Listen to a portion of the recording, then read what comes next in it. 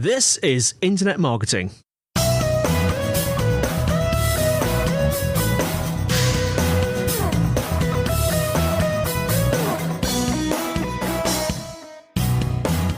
Brought to you by SiteVisibility at sitevisibility.co.uk. This is Internet Marketing. Now, before we start today, I must mention SiteVisibility's 2020 PPC Automation Guide. The guide is completely free to download, and it's going to help you to get started in each of the new automation settings within Google Ads. So this includes smart bidding, responsive ad testing, dynamic search ads, and more. The best way to accelerate your PPC growth in 2020 is to start planning today. So download your guide for free at bit.ly, that's bit.ly/ppc-automation-guide. I'll say that again. bit.ly, that's bit.ly/ppc-automation-guide. Now today I'm joined by Fernando Angulo, Head of Communications at SEMRush. Fernando, thanks for joining us again. Hi Andy, happy to be here. I'm glad you're back. The last time we spoke, I'm going to do my usual trick of pretending I've got a superb memory, but I've actually checked. It was back in January 2018, just about 2 years ago, something like that. I think it was I know it was episode 429, and I think you were talking, I can't remember quite what we were talking about, but I think it was along the lines of, let me see, we were talking about ranking factors. Yeah, that was it, yeah. But today we're not going to be talking about ranking factors. We're going to be talking about something that's quite current, which is some tips for a healthy remote team. But before we do that, just remind our listeners, nearly said viewers then, remind our listeners, tell us a little bit about yourself and SEMRush. So I've been working for this company for the last, now it's going to be 9 years. And SEMRush is a company that helps you to make your website more visible through different processes like SEO, PPC, content marketing, and social media, all powered by competitive intelligence. So you can check all the data that you have. If you want to make your online business more efficient, you need to automate some of those processes using tools. And we are providing you with those tools. Fantastic. Now, remote working is, I don't know if I'm typical of a lot of people, but just to sort of preface this whole conversation, I mean, my experience of remote working is that I have remotely worked on and off before the crisis happened.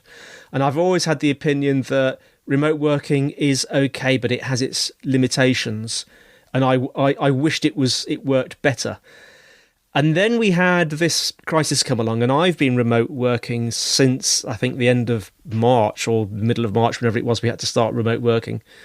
And I have to say, it's worked really well, and it's taught me that remote working can actually work really, really well. Now, I know you've got a lot of experience with this, but should we start off with perhaps the best place to start with remote working? I know a lot of us have probably already been through this, but it's probably worth having a quick chat about it.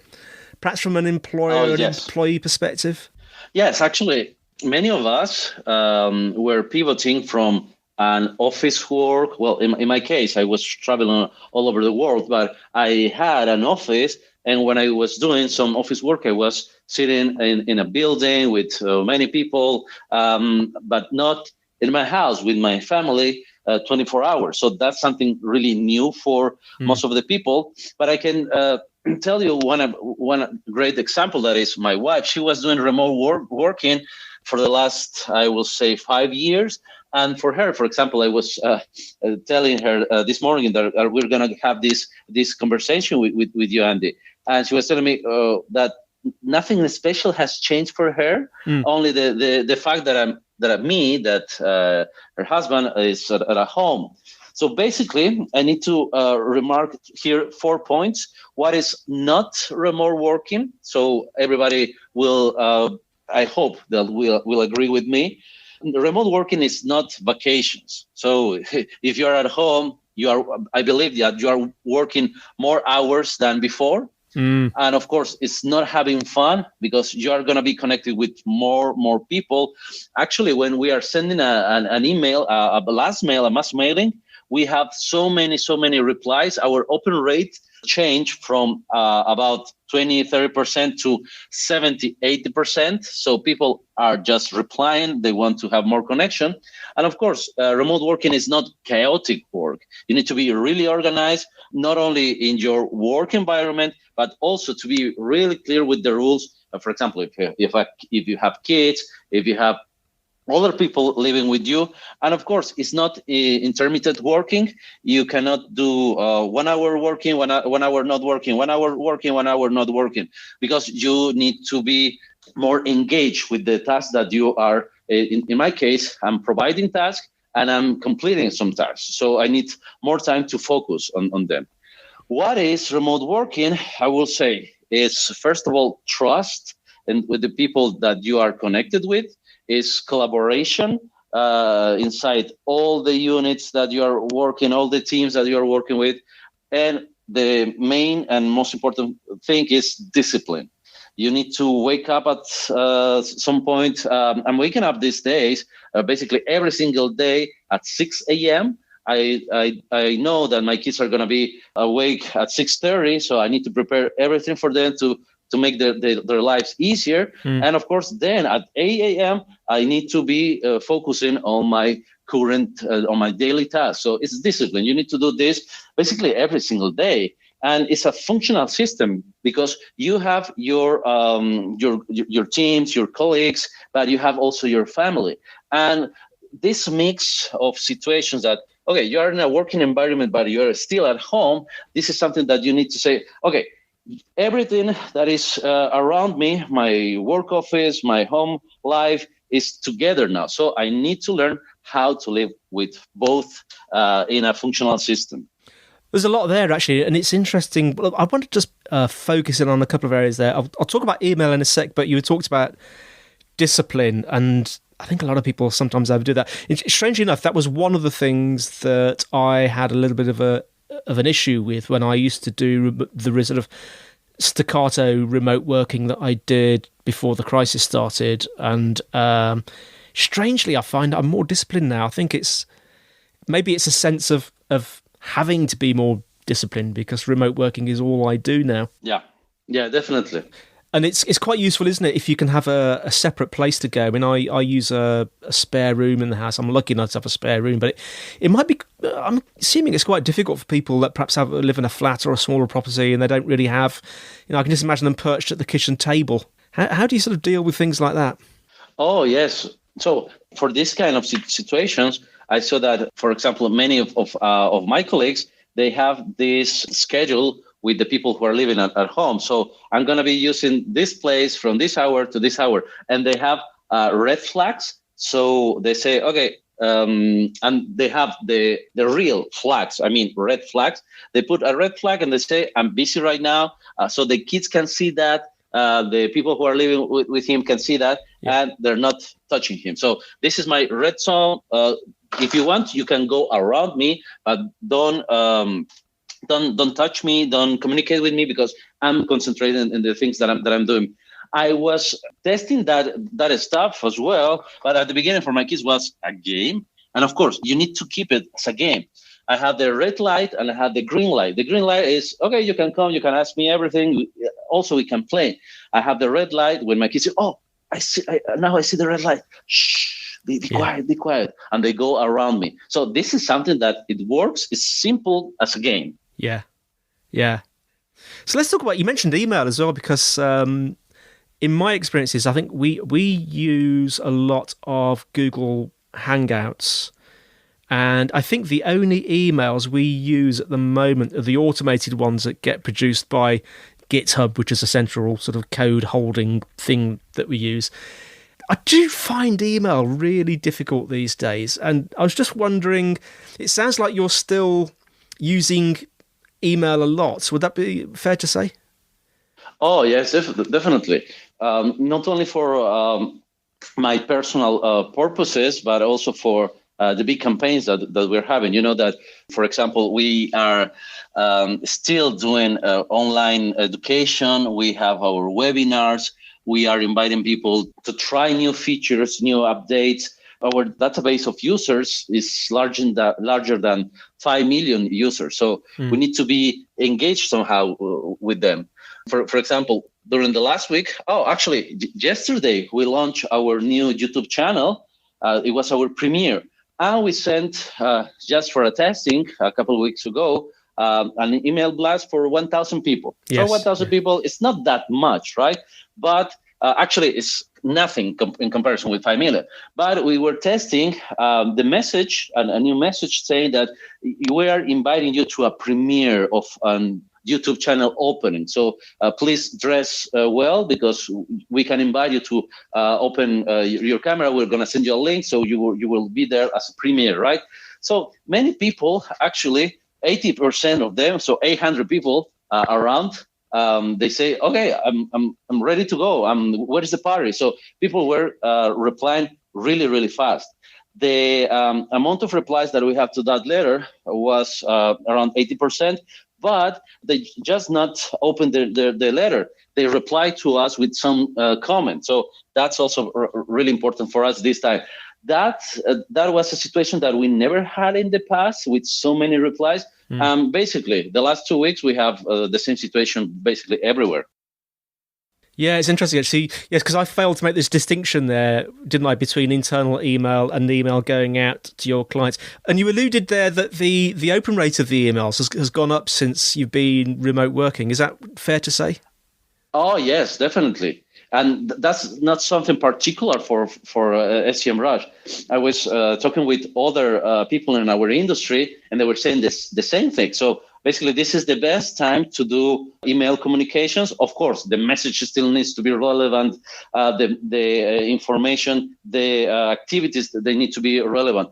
For example, for those events who are related to how to work online with your teams, or this podcast, for example, we are talking about a very trending topic. So this is something that people really needs to hear, that they want to learn more about. So they're going to be focusing on, okay, what are the next tips? Well, I need to get more information about this. So all the trending topics related to this situation, because this is a special situation that is going to change, but we are in this trending situation with these topics. So just coming back to perhaps internal communications within the organization, I wonder if you could just talk briefly about software, the type of software that you're using and what your experiences of it are, and maybe the learning curve as well. Oh, yes, definitely. So basically, when we are trying to communicate, send files, open other internal products, you need to work with a VPN to be more secure. And also, you need to have all the accesses basically secured as well. So we are using different types of software for password security. So password security is something that you need to have. Better if it's something that your company, your team, your IT department is working with. We were using a really good one that is called LastPass. I believe that you hear about it. So it's I very use simple LastPass. to use. Yes, I use it. It's really good. Yeah. Yes, it's really good. And of course, you need to provide more accesses for all internal, CRM systems, analytics. Maybe you have some internal documentation and have those accesses secured. And in terms of communication, we've been using Slack since the last 2 years. We think is pretty much good for us. And basically, it's our main channel of communication internally. For the video meetings, for the online meetings, we're using pretty much Hangouts. And when we are trying to accomplish a task and be more visible, we recently shifted to Monday. So most of the teams, of course, the developer teams are using Jira. The marketing teams are using basically everything out there, Trello, Basecamp. But for the whole company, we're using Monday. And that's a new integration for us because all the teams, legal team, financial, developers, PPC, the PPC team, marketing team, all are working remotely. And we found Monday the best software to integrate all the goals from all the teams and to be more sure that we are going all to the same place. I believe we're going to stay on that. So for the learning curve, at the beginning, I was not very sure how to use software like, for example, Monday, but you just need to check it first, have a very quick tutorial for each of them. Without a tutorial, for example, in my case, because I don't really love to read the tutorial from each company, from each tool, I just see the demo, how it's working, how I need to work with it, and then I'm using it. But there are some additional features, for example, sharing stuff or opening new tasks, or just creating private groups internally. So for doing that you just need to test. But I found that other people, their learning curve is more longer, so they need more time and they need someone.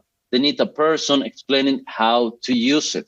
So if you have a company like for example, like ours, with 1,000 people, at least 30% of them, they need education on the new tools that you are implementing. So for those people, so our company, they have these webinars, internal workshops for them to make them use the new tools that we are as a company using. So the learning curve is for everyone different. You need to take into account that as well, that maybe you are the one who are adopting any kind of technology really fast, but that's not the case for everyone. I don't think I've ever heard of Monday. Is it spelled Monday, Monday? Yeah, like the name of the day, monday.com. Right. Okay, we'll make sure we put a link in the show notes. You mentioned earlier, actually, about, or you alluded to having to present to many people. I was just wondering how you deal with that, what software you use for that when we're sort of working remotely. So when you've got to, like, for example, do reporting and presenting stats to a large number of people, how do you handle that? Well, the first large demonstration that we had in the company was like 11 years ago, and we were using Skype. Actually, we were using Skype for over 4 or 5 years. Then we changed to Google Hangouts. The connection there was not the best one, but since this situation appeared at the beginning of March, and everybody was working remotely, so we didn't have any employee at the offices, and we switched off to Zoom. So for all the meetings, and this is as a rule for the company, for being more, being more human, more empathetic to everyone. So we agreed to switch on our cameras when we are in a big meeting, when we are in a Zoom room, because you have the possibility to do that, and you can see other people's faces, the things that we are not seeing constantly. So we can see how is each other and feel like we are still a company with different teams. So in these rooms, in this big room, we see there more than 500 faces from all over the company, and there is the people or the teams that they need to present. They need to do it professionally. So for doing that, in the past, they were taking some courses of public speaking. Right now, when you are hearing them talking online, you can see developers speaking really well, so presenting really well. You can see every other person because of those courses. So this is that was a good decision at that moment. Right now, it's so interesting to see how they are sharing all the information about their new features. So presenting to everyone should be a part of your culture as well, because this helps the company to grow and to make that culture or that spirit to grow as well. I know that other companies, they do basically all their connections without the cameras. So for us, having a camera on, it means that, okay, I can see you through your eyes. I can see that another person there, and I can be sure that you are hearing to me.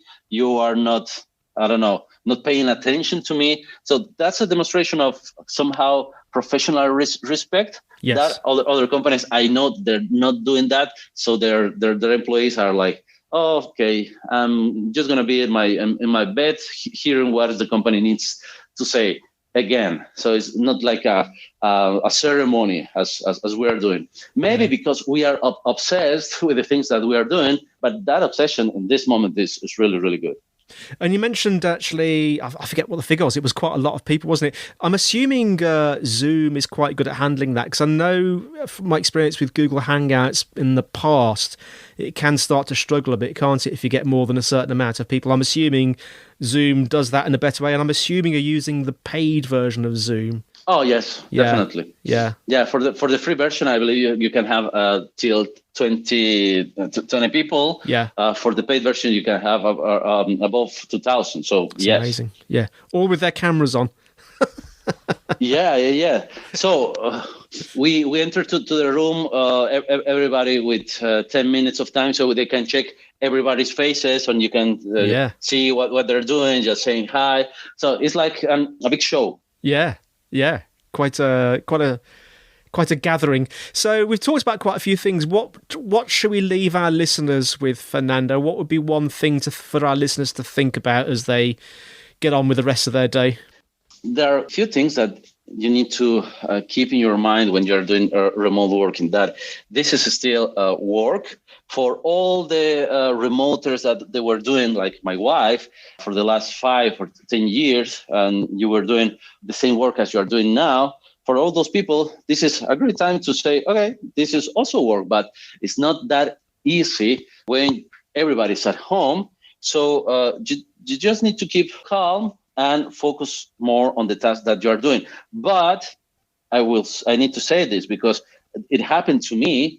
Maybe you are working more than in the past, because you have so much things to do, and you think, okay, I'm home, I don't need to grab a transport and go back to my house. Now you're at home, so you will have more time to accomplish more tasks. You never will have full time to accomplish all your tasks. So you just need to organize better your tasks.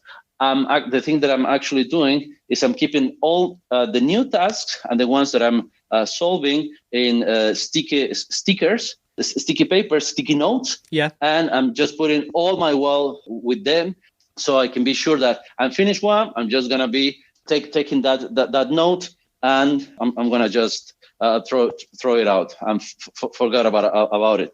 But those are for the tasks that are incoming. Having that, I'm really organized about the things that I need to do for only one day. Well, Fernando, thanks so much for coming on again. How can our listeners find out more about you and more about SEMRush? Yes, if you want to find or ask me any question or just be in contact with me, find me on LinkedIn. Just find me with Fernando Angulo, and you can put next to it SEMRush, or go to SEMRush.com. You can check my publications there in our blog. And also, I'm one of the professors in our academy. So it's SEMRush.com/academy, and where you can learn all about SEO, content marketing, social media, and PPC, of course, and also how to use SEMRush. Well, thank you very much. And thanks for listening, everyone. Show notes will be the usual place. And that's sitevisibility.co.uk/IM podcast. If you're enjoying the show, please leave us a fab review. That would be great. Questions and suggestions. Now, the email to send those to is podcast@sitevisibility.co.uk. You can tweet at SiteVisibility. There is also a Site Visibility group on LinkedIn. So that's all from me, Andy, and it's all from Fernando. Thank you, Andy. And we'll see you next time on Internet Marketing.